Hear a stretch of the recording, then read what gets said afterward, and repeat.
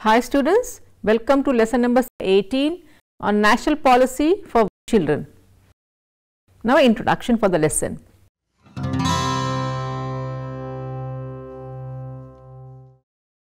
Child rights are children's human rights with a focus on the rights to protection and community that minors have.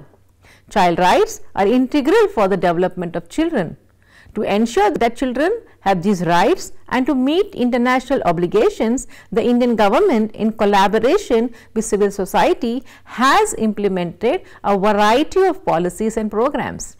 These efforts strive to protect and nurture children's childhoods by ensuring that they have access to basic rights such as survival, protection, development and participation. India has ratified the Convention on the Rights of the Child as well as its two optional protocols on the sale of children, child prostitution and child pornography, as well as on children participating in armed conflict. It aims to safeguard children from the vicious attitudes of poverty, misery, exploitation and other forms of abuse. We have highlighted the importance of child rights through numerous measures since the promulgation of our Constitution.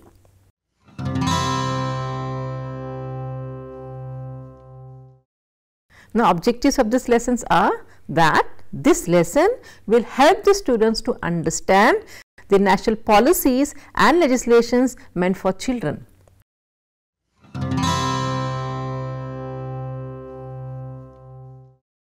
Now, we will try to discuss about the policies meant for children. The development of children determines the level of a nation's advancement. Many policy initiatives have been undertaken in India to guide programs to ameliorate the conditions of children in India. Some significant policies for children are: the first one, the National Policy on Children 1974, and this policy considers the nation's children as a supremely important asset and observes that children's programs should find a prominent place in national plans for the development of human resources, so that children grow up to become robust citizens. And the objectives of this policy are to provide adequate services to children both before and after birth and through the period of growth to ensure their full physical, mental and social development, and to progressively increase the scope of such services so that within a reasonable time all children in the country enjoy optimum conditions for their balanced growth. In order to achieve these objectives, certain measures are suggested which includes comprehensive health program for children, free and compulsory education for children till the age of 14 years, equality of opportunity for all children, protecting children from exploitation, cruelty and neglect, constituting National Children's Board are among others.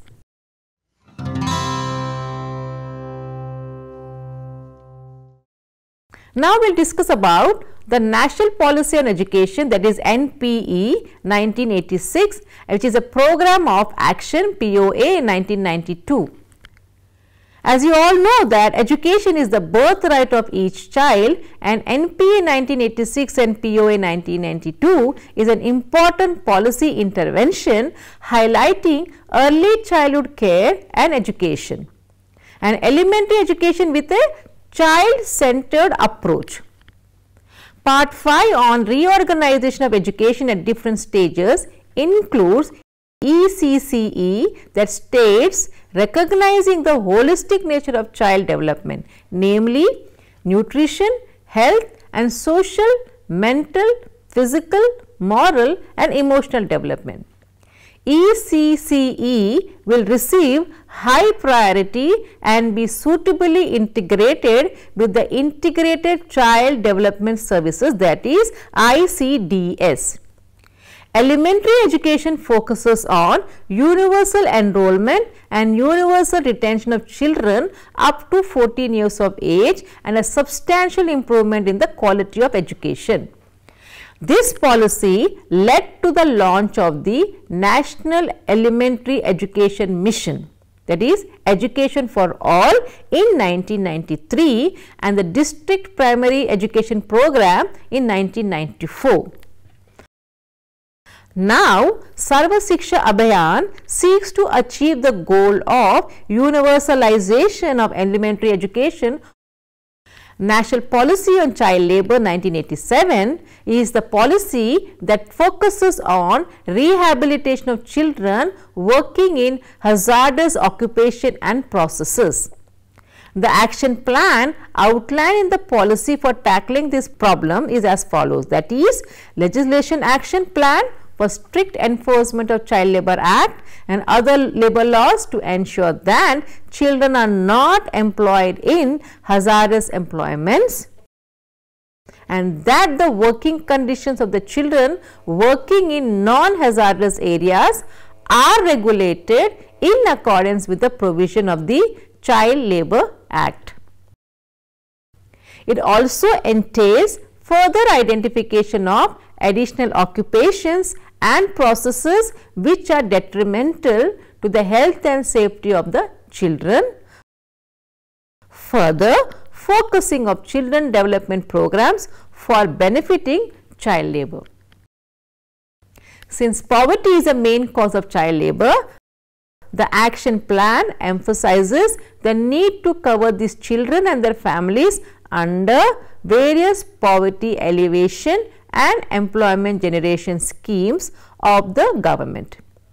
Project based plan of action envisages starting of projects in areas of high concentration of child labour, and as a result in 1988 the National Child Labour Project, that is NCLP scheme, was launched in 9 districts of high child labour endemicity in the country.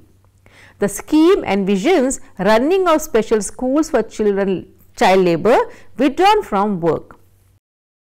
In the special schools, these children are provided formal and non-formal education along with vocational training with a stipend of ₹100 per month and supplementary nutrition and regular health checkups so as to prepare them to join regular mainstream schools.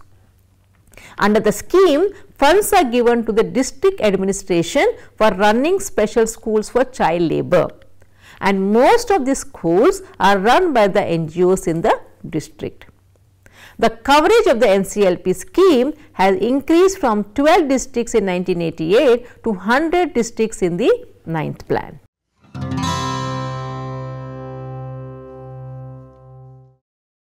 Now, the National Plan for SAARC Decade of the Girl Child 1991-2000.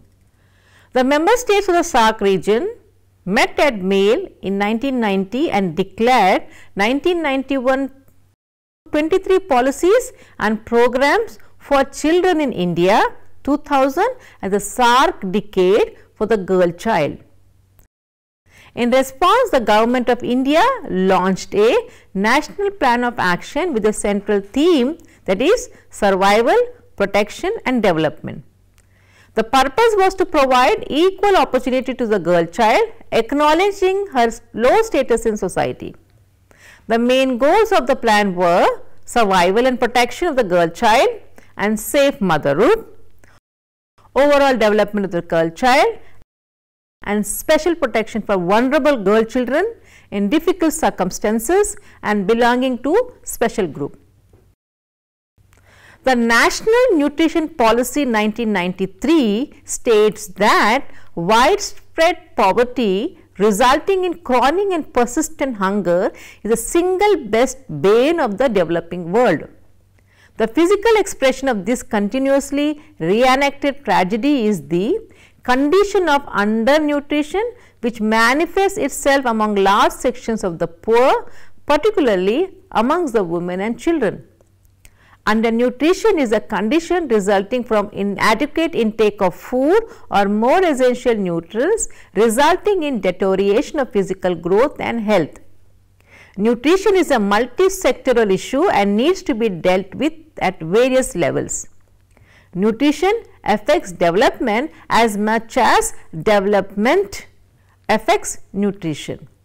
Nutrition policy instrument in its strategy states that the problem of nutrition has to be tackled both through direct nutrition intervention for specially vulnerable groups as well as through various development policy instruments which will create for improved nutrition.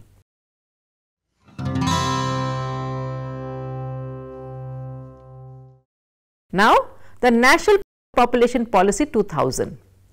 The objective of this policy are to meet the reproductive and child needs, to bring the total fertility rate, that is TFR, to replacement level by 2010 and to achieve a stable population by 2045 at a level consistent with the requirements of sustainable economic growth, social development and environmental protection, and to simultaneously address issues of child survival, maternal health and contraception. In order to achieve these objectives, the policy formulated national socio-demographic goals to be achieved in each case.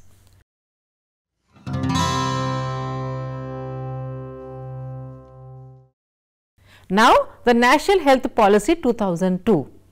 The National Health Policy was last formulated in 1983 and the main objective of this policy is to achieve an acceptable standard of good health amongst the general population of the country. The approach would be to increase access to the decentralized public health system by establishing new infrastructure in deficient areas and by upgrading the infrastructure in the existing institutions. It seeks to ensure a more equitable access to health services across the social and geographical expanse of the country. The National Health Policy 2002 endeavors to achieve the time-bound goals like reducing infant mortality rate to 30 per 1000 live births and maternal mortality rate to 100 per lakh live births by 2010. By increasing health expenditure by government as a percent of GDP from the existing 0.9% to 2% by 2010.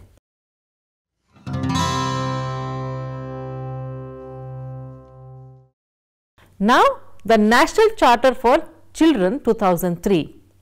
The Charter adopted on 9th February 2004 emphasizes government's commitment to children's rights.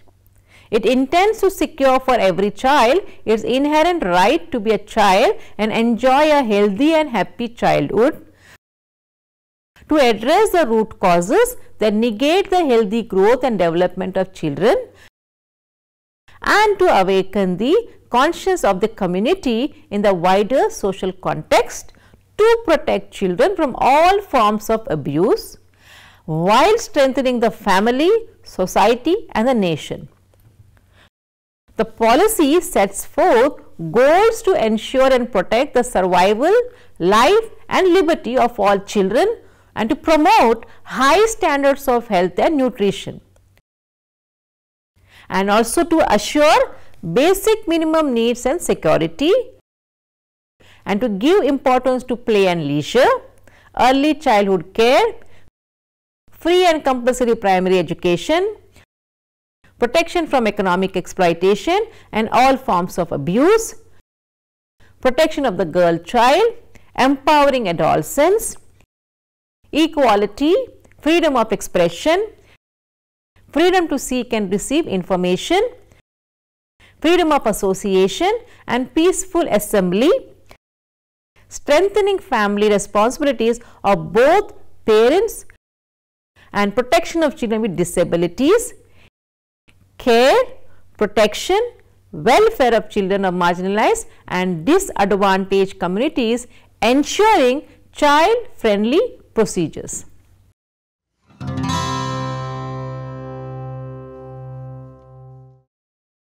Now, the National Plan of Action 2005.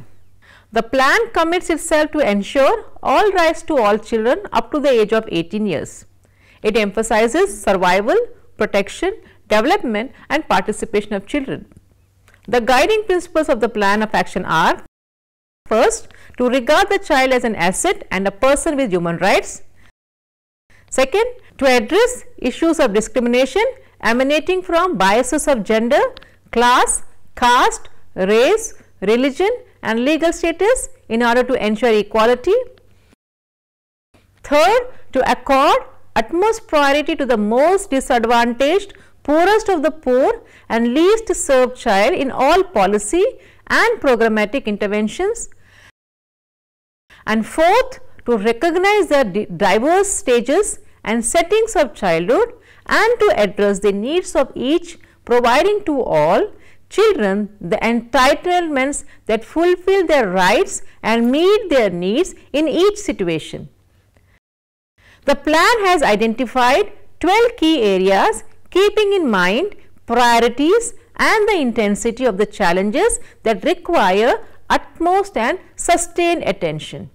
These are to reduce maternal mortality rate, reduce malnutrition among children, achieve 100% civil registration of births, universalization of early childhood care and development and quality education for all children, achieving 100% access and retention in schools, complete abolition of female feticide, female infanticide and child marriage and ensuring the survival, development and protection of the girl child, improving water and sanitation coverage both in rural and urban areas, addressing and upholding the rights of children in difficult circumstances, securing for all children all legal and social protection from all kinds of abuse, exploitation and neglect, complete abolition of child labor with the aim of progressively eliminating all forms of economic exploitation of children, monitoring, review and reform of policies, programs and laws to ensure protection of children's interests and rights, and ensuring child's participation and choice in matters and decisions affecting their lives.